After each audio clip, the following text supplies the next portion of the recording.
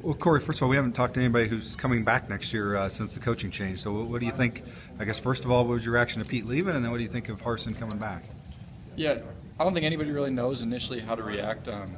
But once we kind of found out that he wasn't going to be here, you got to just buy into whatever's going to come in. And, we're all here to play football. So whoever comes in, we're going to still be playing football, and we're going to learn whatever techniques they want us to learn. I'm sure things will be a little bit different. But, as long as we have that same Bronco attitude and those kind of Bronco values that kind of stick here always, just buy into whoever comes in and play for whoever. We're all here to play football and play that blue-collar type of football. Harsin would have been your recruiter, right? Yeah, I talked to Harsin a little bit. He went to Capital as well. What do you remember about him? What have you told your teammates to expect with the changeover here? I just remember that he was a lot like all these other coaches that have been here in this staff. Just a really good guy, really about the team, about the players.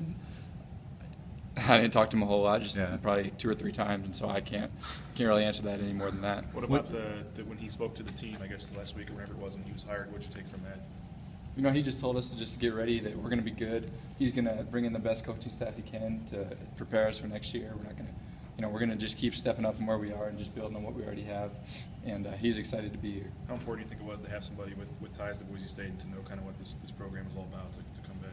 Yeah, I think we all like that because there's kind of this culture here, and he helped establish that culture, obviously, and so now he's back to kind of expand on that, and so I think we're all glad and excited to see what new things he brings to the program that we're not used to, and just see what kind of comes from it.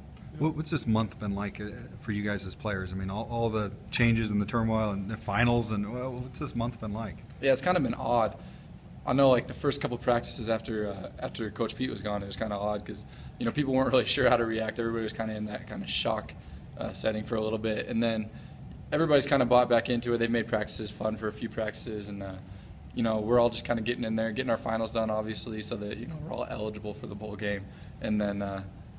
Once we leave here tomorrow, it's just kind of all focused in on enjoying the process over there, and also just getting after it and putting our best effort on that field. What's it like having your coach in charge? It's not too much different, other than he's the one over there changing the periods now, and he's still doing all the same linebacker coaching, and we still get to enjoy him just the way he was before. I know a lot of you guys obviously are happy for Coach Pete, but does it put a chip on your shoulder at all? Is there a motivation to go out and win this game? I think, like you're saying, we are all happy for him. It's coaches. It's a rough business for them, and sometimes they have different opportunities and they have different reasons they need to take it. And this is an opportunity he felt he needed to step into and take advantage of. And I think we're all good with that, and we're all just excited. This is just another game. We're excited. It's a bowl game. Everybody obviously is a little bit more excited to play in a bowl game and wants to go out there, and we want to go out there and kind of let our seniors go out with that 4 straight bowl victories. A lot of the guys that you asked, why they came here, it was because of Coach Peterson. For you, growing up in the area, I know some of the other guys that did might have been kind of a dream to play for Coach Pete. So is it tough to see him go in those regards at all? Yeah, it's definitely tough to see him go, but at the same time, I grew up watching Boise State football. I grew up watching Dan Hawkins and the guys before him, and so I wanted to be a part of Boise State football. Coach Pete was a huge part of that, and obviously I was very excited to come in and play for him and his staff. But at the same time, we're still going to be playing on the blue, and it's still going to be that blue-collar attitude, mentality that we had before.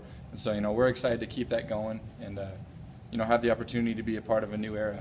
How do you look at the Oregon State offense? Obviously, they're pretty prolific through the air.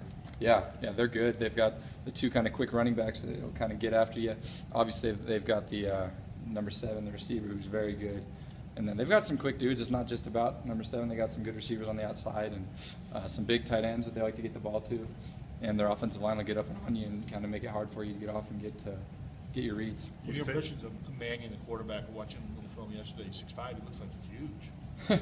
Yeah, obviously at 6'5", it makes it a little easier for him. He's not going to have any vision issues seeing over his offensive line, and he's got that good quick release, and he gets the ball where only his receiver can catch it. I know I've seen some back shoulder throws this year in the end zone that have kind of been pretty spectacular, and seen some of his receivers make big plays as well. You face a lot of these offenses that threw a lot and put up a lot of points, so you might as well play one more to finish off the season, right? Yeah, it just seems fitting that we play another offense that likes to throw. Is it nice to you guys open your season with a Pac-12 opponent, and that one didn't really go necessarily the way you wanted it to, but now you get a chance to close out the season against a Pac-12 opponent, and you've also been building obviously momentum on defense. So this will be a nice last test of the season, it seems. Yeah, I think we're excited for that. The fact that we didn't have things end the way we wanted to with our first game of the season, and then we got to get better and have a few setbacks during the year. But I think as a group we got better, and so I think we're excited for this opportunity and this new challenge, really, and kind of a way to leave these seniors with a good impression of how their time was here, and also a way to jumpstart us into the spring ball and everything after this. You got something you're looking forward to doing in Hawaii? Anything you always wanted to do on the beach, or? I mean, I'm a mountain guy. These are islands, so I'm not really sure. I'm just gonna enjoy it, hang out, and I'm too pale to get any sun, so I'll have all the sunscreen on. Thanks, Corey. Cool.